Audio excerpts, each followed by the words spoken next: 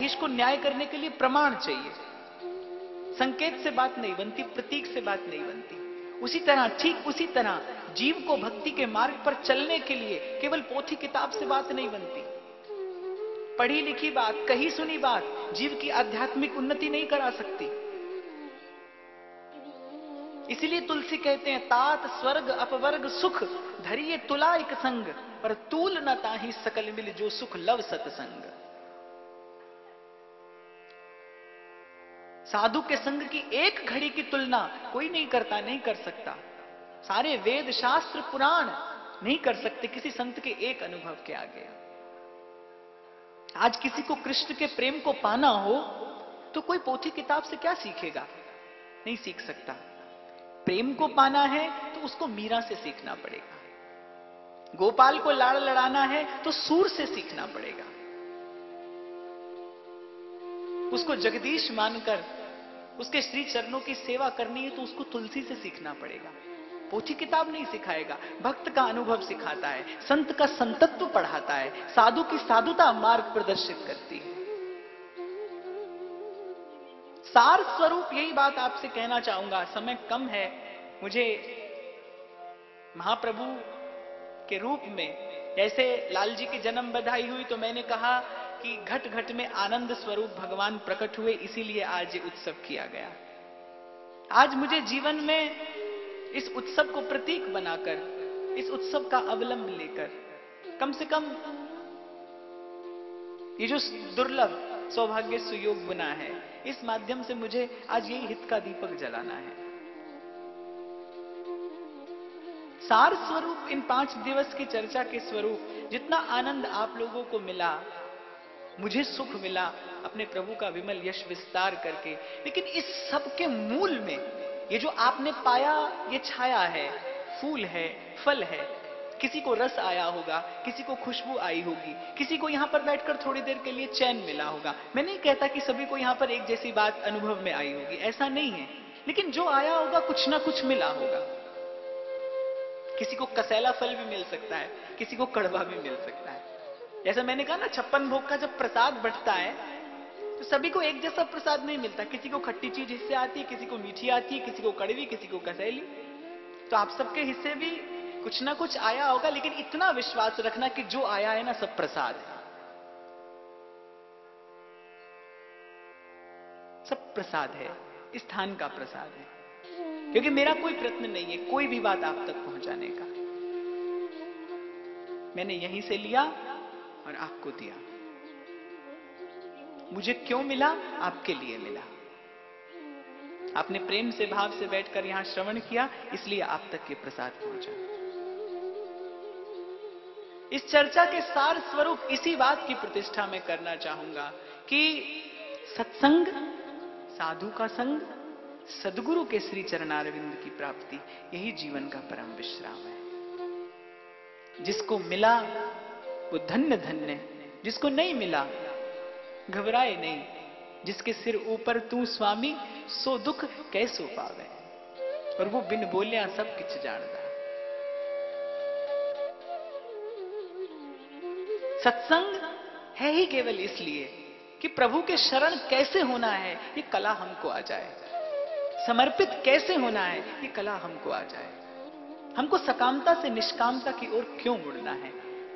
दोष इस बात में नहीं है कि हम पाना चाहते हैं, दोष इस बात में है कि हम लेकर पाना चाहते हैं।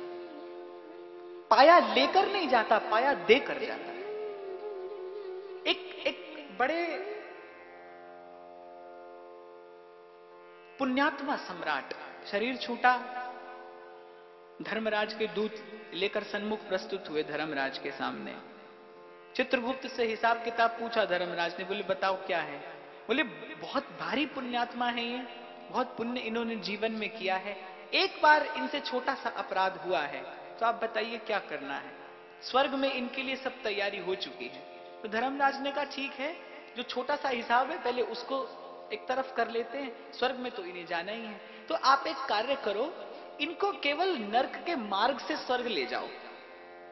बस इससे अधिक अपराध का दंड इनको नहीं दिया जा सकता। इनको जाना तो स्वर्ग में ही है। इतना पुण्य इन्होंने किया है, इतना दान धर्म तप व्रत ये करके आए हैं कि स्वर्ग इनके लिए निश्चित है। आप बस केवल इतना करो कि इनको नरक के मार्ग से स्वर्ग ले जाओ। ये नरक के प्राणियों को यातना भोगते देखेंगे, इनको कष्ट होगा, बस इनके लिए उतना ही कष्ट बहुत है। वो नरक के मार्ग से लेकर जाने लगे तो देखा दोनों ओर घना अंधकार है, चीत्कार है, प्राणियों का करुण क्रंदन है। राजा ने पूछा ये सब क्या है? तो धर्मराज के दूत ने कहा, बोले महाराज ये सब वो पापी लोग हैं जो अपने कर्मों का फल यहां नरक में पड़े भोग रहे हैं। राजा जब जाने लगे नरक के मार्ग से तो नरक के प्राणियों ने कहा कि आप यहीं रुकिए, आप यहीं रुकिए। चारों ओर से यही आवाज आती है। तो राजा ने कहा ये मुझे रुकने को क्यों कहते हैं? बोले महाराज आपके तन से जो हवा लगकर जाती है ना, उनसे इनको विश्राम मिल रहा है, उनसे इनको आराम मिल रहा है, इसलिए ये चाहते हैं कि आप यहीं रहिए, आप यहीं रुके रहिए।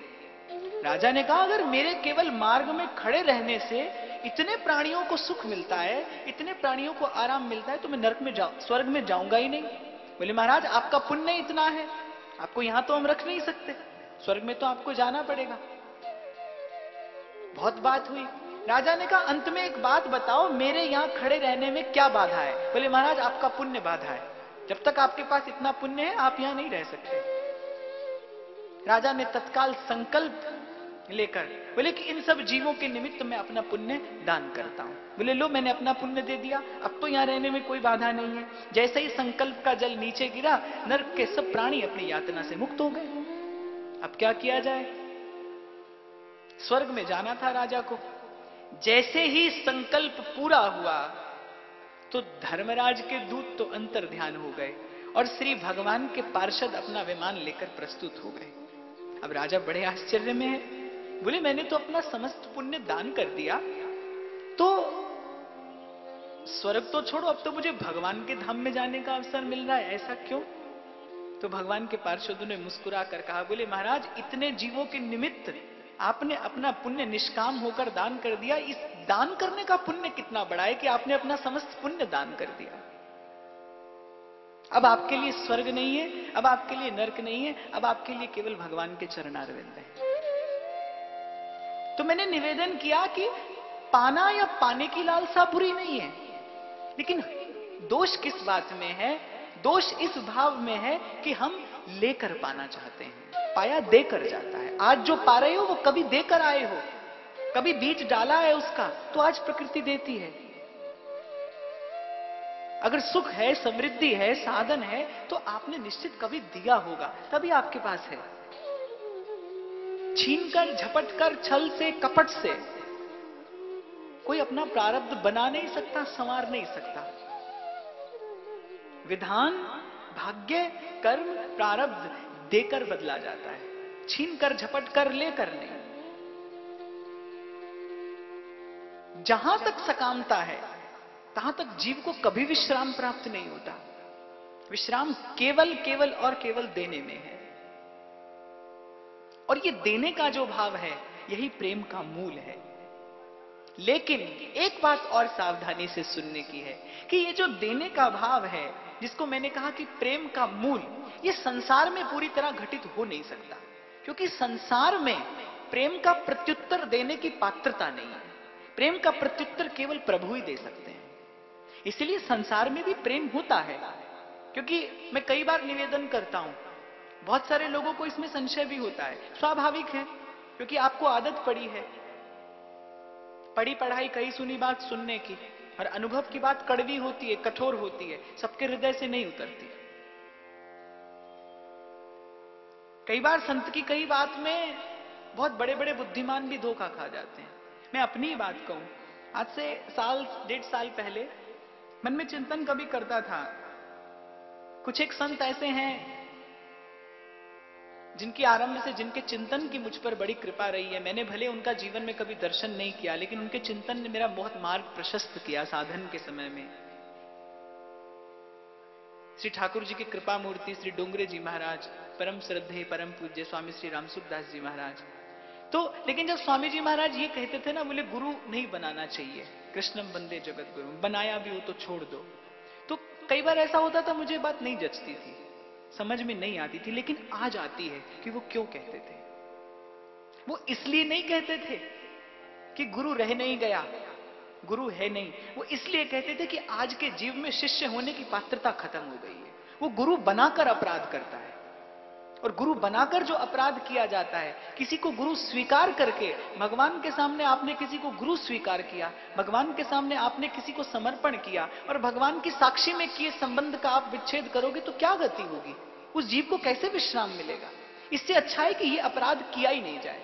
भगवान तो इतने दयालु हैं, और ये उनका स्वभाव है कि अपना मान टले टल जाए, पर भक्त का मान न टलते देखा। कोटि विप्र पद लागई जाऊं, आए शरण तजऊं नहीं ताहू। सोचो क्या स्वभाव है मेरे प्रभु का। एक तरफ कह रहे हैं, बोले करोड़ों ब्राह्मणों की हत्या करके भी कोई मेरी शरण में आ जाए, कह दे प्रभु मैं आपकी शरण में हूं, बोले मैं क्षमा करता हूं। और वहां दुर्वासा अम्बरीश का अपराध करते हैं, तीनों लोकों में तपते जलते डोल रहे हैं, कोई शरण देने वाला नहीं है। उस समय किसी ने पूछा, बोले प्रभु आपकी समता कहां चली गई? आप कहते हो सब मम प्रिय, सब मम उपजाए, तो अम्बरीश भी आपका है, दुर्वासा भी आपके हैं। दुर्वासा शरण में आया है तो उसको क्यों शरण में नहीं लेते? ठाकुर जी ने कहा कुछ बातें ऐसी भी होती हैं जिन पर बस नहीं चलता, कुछ बातें मन बुद्धि की होती है, कुछ बातें हृदय की होती है। हम भक्त पराधीन हैं, मैं तो भक्तों के अधीन हूं। मेरे भक्त का अपराध मैं वहन नहीं कर सकता, वो मुझसे सहन नहीं होता, उसकी क्षमा मेरे पास नहीं है।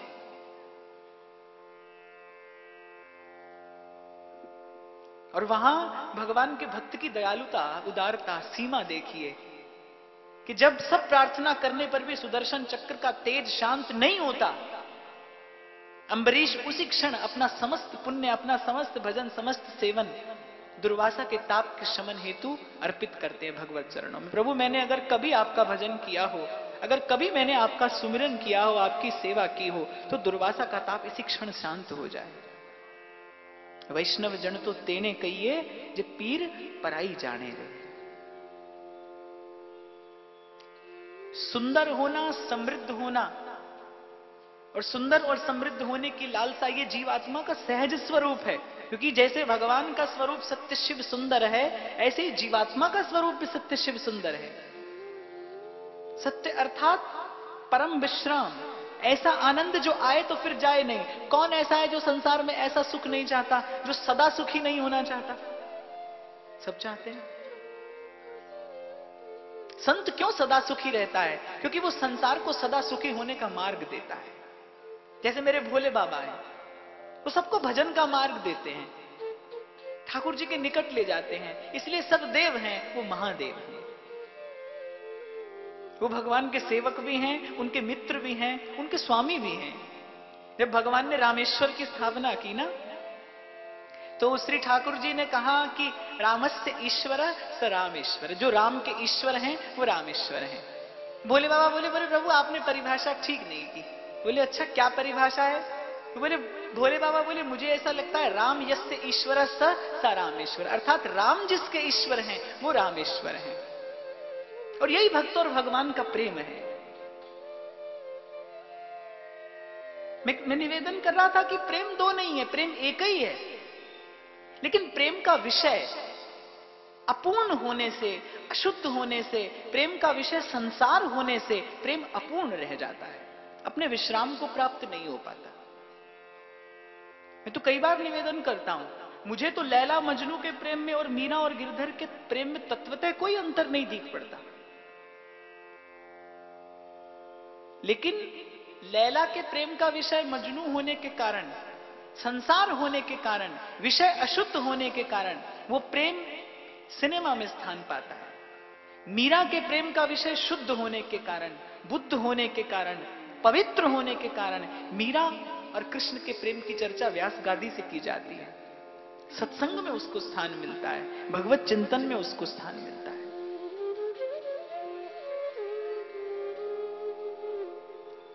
मैं बाबा राधा वल्लभ शरण की बात बता रहा था, बड़े बलिष्ठ महापुरुष थे।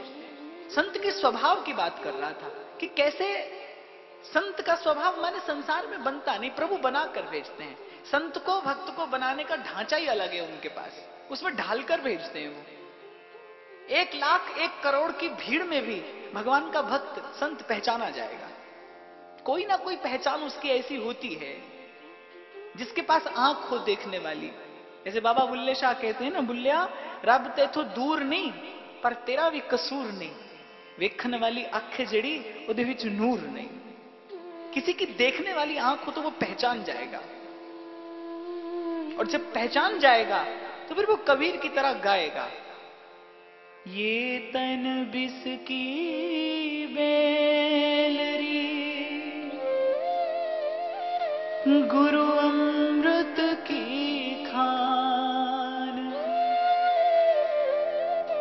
शीस दिए जो गुरु मिले तो भी सस्ता जान। तो बाबा जमुना स्नान करने गए। उस समय जमुना जी का वैभव बड़ा अतुलित अपार था। आज तो हमने जमुना जी को दर्शनीय भी नहीं छोड़ा, उस समय जमुना जी का अपना वैभव था। तो बाबा जमुना जी में स्नान कर रहे थे तो मगरमच्छ ने पैर पकड़ लिया, और पानी में मगरमच्छ की शक्ति अनंत हो जाती है, पानी में उससे कोई बैर नहीं कर सकता। संसार में कहते हैं ना, बोले पानी में रह के मगरमच्छ से बैर नहीं करना चाहिए, उसकी शक्ति अपरिमित हो जाती है जल में। बाबा भी बड़े बलिष्ठ थे, चरण पकड़ा तो जैसे तैसे करके उससे अपना पैर छुड़ा तो लिया, लेकिन संत है, केवल अपने प्राण बचाने की बात नहीं है। मगरमच्छ की पूंछ पकड़ के और उसको राधा वल्लभ जी के मंदिर में ले आए। श्री जी का चरणामृत मुख में डाला, मंदिर में बड़ा हाय हल्ला मच गया कि बाबा जी कहां बवाल ले आए हो आज मंदिर में। गोसाई जी ने पूछा, बोले बाबा जी काय पकड़ के ले आए हो मंदिर में? बोले महाराज जीव है, जाने अनजाने यानी संत के चरण पकड़ लिए तो ठाकुर जी को दर्शन तो होना ही चाहिए, या कि सदगति तो होनी चाहिए, या श्री जी को प्रसाद तो मिलना चाहिए। संत के चरण पकड़े हैं, ऐसे कैसे चलो जाएगा? कि साधु का स्वभाव है। क्या आवश्यक है कि किसी ने आपको पीड़ा दी हो, किसी ने आपको कष्ट दिया हो, किसी ने आपको दुख दिया हो, आप भी बदले में वही दें? मैं कल भी कह रहा था ना, कबीर की बात कितनी सुंदर है, कितनी सीधी है कि जो तो एक कांटा बोए ताए बोए तो फूल, तो एक फूल को फूल है और वाको है त्रिशूल। तीनों लोक भी मिल जाएं, तीनों लोगों की संपदा एक तरफ हो जाए, आपको एक क्षण के लिए कोई सुख नहीं दे सकता, आपको एक क्षण के लिए कोई दुख नहीं दे सकता। को न काऊ सुख दुख करदाता, निज कृत कर्म ही भाग्य विधाता। हानि लाभ जीवन मरण जस अपजस विधि हाथ। स्वामी हरिदास जी महाराज कहते हैं, बिन मांगा आगे आवेगा। संसार मांगने की आवश्यकता क्या है प्रभु से? राधा वल्लभ कुंज विहारी के सन्मुख पहुंचे, सोचो क्या भाग्य जगा, वृंदावन धाम मिला, वृंदावन धाम का दर्शन मिला, और मांगा क्या? घर, दुकान, बालक, विवाह, कन्या, पुत्र, स्त्री, यही सब। अरे ये तो बिन मांगे मिलने वाला, और बताओ किसके पास में नहीं है? बताओ आप जो मांग रहे हो भगवान से, किसके पास में नहीं है? किसी के पास में आज है, किसी के पास में कल था, और किसी के पास में कल होगा। और भगवत रसिक देव तो कहते हैं, माया को सब जग भजे, माधो भजे न को, जो कदापि माधो भजे, माया चेरी हो। माया चेरी हो रहे पग सो लपटानी, माया बंधो ये जीव बात कबहू नहीं जान।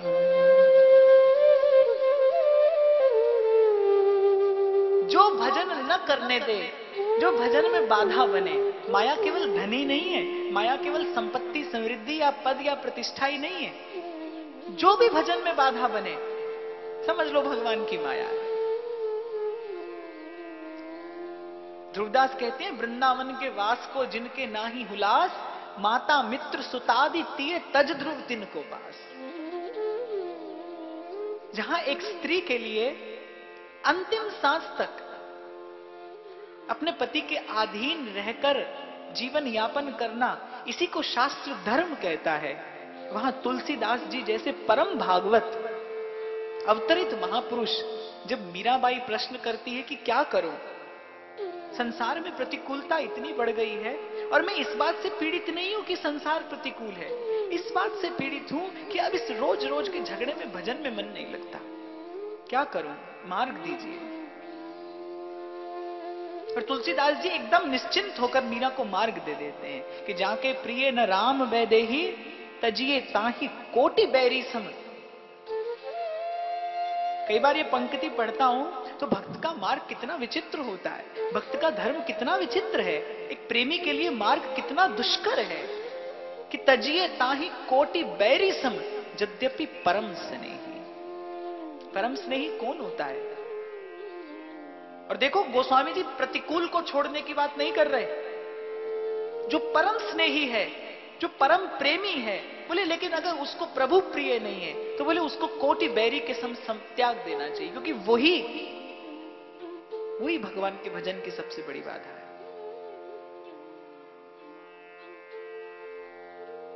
तो बाप मैं तो इतना ही कहूंगा कि संत सदगुरु के श्री चरणारविंद उनका आश्रय, उनका ठिकाना। और ये बात इसलिए इतना निर्द्वंद होकर कहता हूं क्योंकि एक यही बात तो मेरे जीवन का अनुभव है। किसी ने अपने भजन से जीवन को बदला होगा, किसी ने साधन से, पर मैंने तो इनकी कृपा से अपने जीवन को बदलता पाया है, मैंने बदला नहीं। आज जो जीवन में है उसको संचित करने का प्रयत्न नहीं किया, जो जीवन में नहीं है उसका त्याग करने का प्रयत्न नहीं किया। काहू केवल भजन को, काहू को आचार, और व्यास भरोसे कुमरी के सोवत पांव पसार। महाप्रभु की कृपा से इनके श्री चरणारविंद का बल जीवन में मिला। और जीव की क्या सामर्थ्य है जो भगवान को खोजे। जैसा मैं कहता हूं ना कि आप और मैं भगवान को खोज नहीं सकते, आप और मैं तो पुकार सकते हैं। खोजने पर वो ब्रह्मा को भी नहीं मिलते। ब्रह्मा सोचे मैं खोज लूंगा, तो तब कहां बुद्धि चली गई थी जब भगवान के बछड़े चुराए।